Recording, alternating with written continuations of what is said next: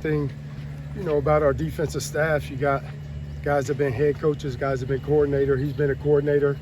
So again, he sees big picture, not just, kind of like just another, like just position coach. So we knock out a lot of ideas on each other.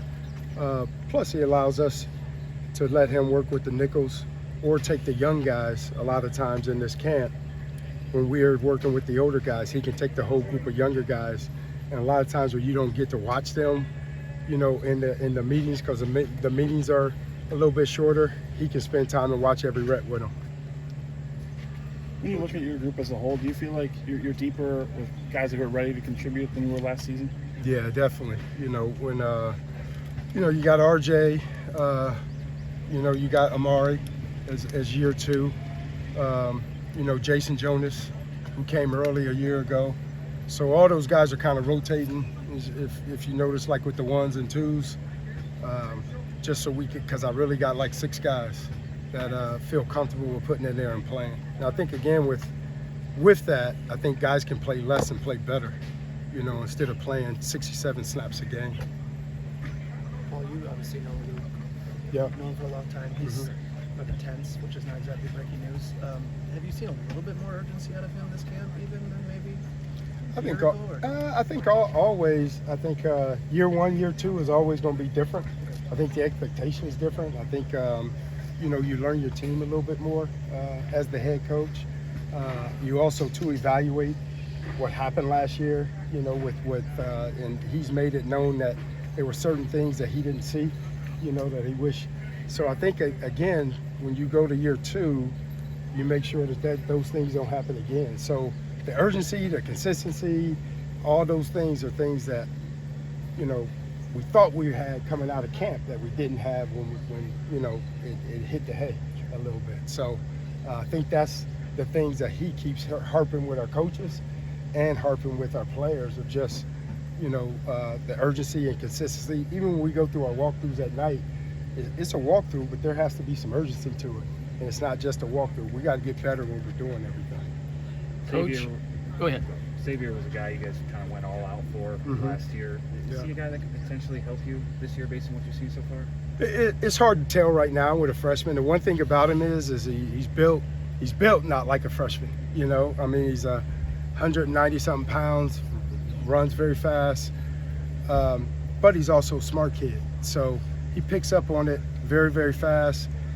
Again, we'll see, how much he can learn, how much he can do.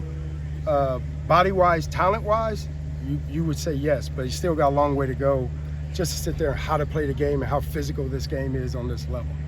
Coach, you've coached now a number of years in the Big Ten, and 4 teams coming in from a pretty good conference. You see the intensity ratcheting up even more so to brand new heights? Yeah, is that a nice way of telling me I'm old? Right. Many years. Nice way of telling me I'm old. So, but no. Again, it's a great thing with those guys coming in with you would sit there and say blue blood programs coming into this conference. I don't know if the intensity amps up. Every week is every week, but it is nice to I enjoy those games more than sometimes you don't play a conference game or something like that. Get a little bit nervous on those games more. Your guys will be hyped up for those games and things like that. And if you want to be the best, you got to play the best and beat the best. Paul, you mentioned the nickels and Jack worked with those guys. Obviously, we've seen Max and Austin getting some reps in there. Who do you think is maybe the next in line there in terms of what you want from that nickel position? Owen Arnett has worked there also too. And then JT Turner has worked there also too as a young guy. There are times, again, through my long career that's a position that you may only have like one guy. Sure. We have the ability to have 2. Luckily with Max, sticking around and being here. And then you always try to work a young guy. Always try just for the future and down the road. So JT, Owen, are the guys right now. I'm sure, again, sometime the guys that we've recruited now, one of those guys in the next class will be, in that nickel position also too. But if you have one, you're good. If you have two, you're definitely lucky, you know. Is that one of the harder positions for you to coach and teach guys? Because not a lot of guys that you're recruiting at this level are going to be playing nickel in high school very much. It's kind of like our I would sit there and say like our outside linebacker position, you know, like our Jack and Sams, because those are in high school, those are ends, you know, they think they're defensive linemen, all those types of deal. And like you said, no one really plays that position in high school. So, you know, our first year we went with a guy in my room until we got to the bowl game. Then we went with somebody in the safety room. And I think we can do both. You know, Max is kind of the Swiss Army knife. He's kind of like a corner and safety. AB's a bigger safety. But again, to me, it's a skill set. You know, I think it can come from either set of our room. We ask those guys to play man. We ask them to play zone. I think it helps us when it's in the safety room with all of our adjustments, because all those guys are in the same room. And last year, we had to make a lot of different adjustments that, you know, it wasn't the communication that we wanted, because it was my room and their room and everything else. You knew with Amari it was going to kind of be a process with him. Mm-hmm. What kind of trajectory have you seen him on now that you've had him for a year and just kind of focus on football now? Yeah, he's a big kid that has gotten a lot stronger and gotten a lot faster. You know, that's the one thing coming out of high school, you always wonder how fast he was going to get.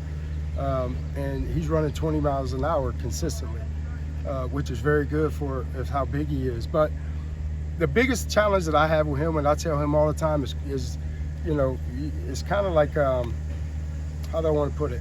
Don't try to be a cover corner. I mean, you're a big kid. Don't try to sit out there and be a 5'9" guy. You got to get physical. You got to put that big body on somebody. And you play a lot different than Rico plays, you know.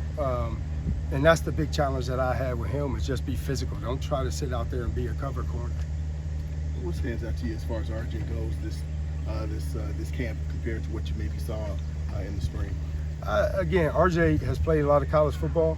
He brings a lot of experience, you know, and like this doesn't faze him, you know, where again you get a new guy or you get a young guy and this is totally different. He's been through camp, although it's different for him. He's been through it, but he's played a lot of man-to-man covers, which is what we like. He's physical, he's tough. You know, again, you look at where he's from Miami Northwestern, very outgoing, you know, type of dude, isn't afraid to communicate and do things like that. So that's where it helps us, I think, in that room with the leadership also too. What about with Nyzier? Mm-hmm. How much further along is he than at this time last year, having the entire offseason? Yeah, big time. He's put on 20 pounds, which is, I think, he's faster, he's bigger, and that's the one thing I think last year you saw that he kind of like wore down, and even he said it, you know, and you know, Coach Mitchell coached him, you know, and Coach Mitchell even said, you know, we were beating people a lot at Grand Valley. He only played like half a game, you know, a lot of the time. So the conditioning, the physicality at this level, it all played a factor, you know, with him last year. But this offseason, he put on 20 pounds. I think he's a lot more confident, understanding the defense and everything. So I think he's going to have a big year, you know, for us. Do you think is Holman back to where, you know, you kind of expect him to be after, you know, sitting out the spring? Yeah, I think he's actually a little bit better, because I was worried about his lungs more than anything. You know, when you sit out that long, or you're going to be in shape for, you know, this type of practice and this type of deal. But he's done a great job of getting himself in shape, even when he couldn't like do stuff physically with us. He was getting his lungs ready, because that was the biggest, I think, thing. And then he got a hit, you know, and that's the other thing. You get a hit, you hit it, you see it's okay. I always tell him, man, you got a bionic arm now. You should be killing people, you know. So he tries to go in there. He thinks he can go in there and knock people out, but I'm very impressed with you know. And again, that was my biggest worry, was he gonna be in condition, and he is. All right, appreciate you guys.